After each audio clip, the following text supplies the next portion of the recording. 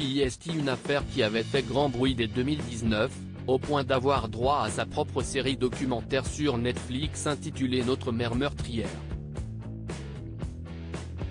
Ce début de semaine, l'affaire Lori Valov, mère infanticide qui voulait tuer les zombies, a touché à sa fin.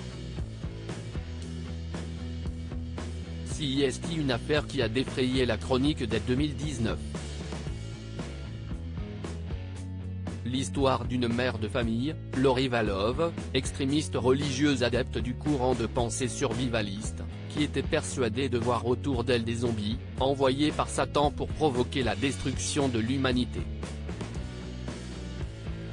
La plateforme Netflix s'y était même intéressée, en produisant la série documentaire de 3 épisodes Notre mère meurtrière dès 2022.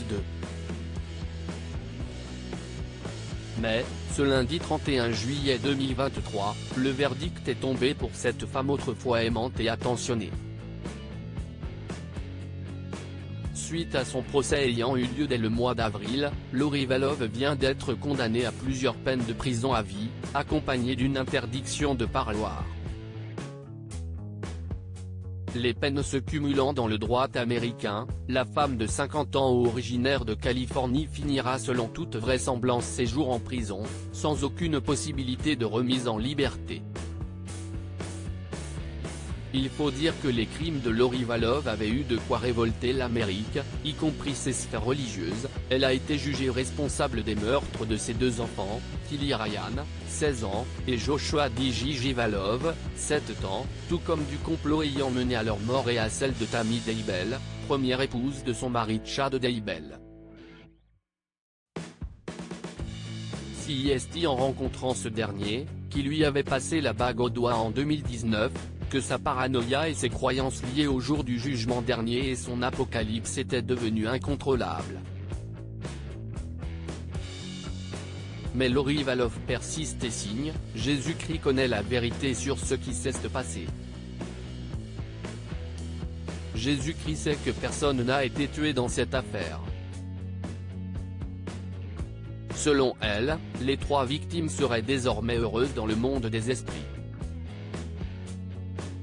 Mais ce n'est pas tout, elle encourt une autre peine de prison suite à la mort de son premier mari, Charles Valov, qui avait été tué par arme à feu par Alex Cox, frère de Lori lui aussi adepte de ses théories religieuses.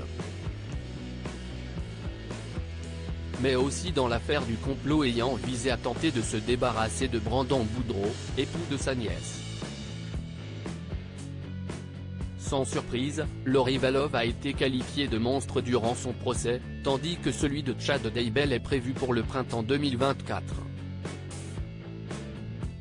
CIST, en juin 2020 que les corps sans vie des 2 enfants, Tilly Ryan et Gigi, avaient été retrouvés sur le terrain de Chad Daybell, près d'1 an après leur disparition.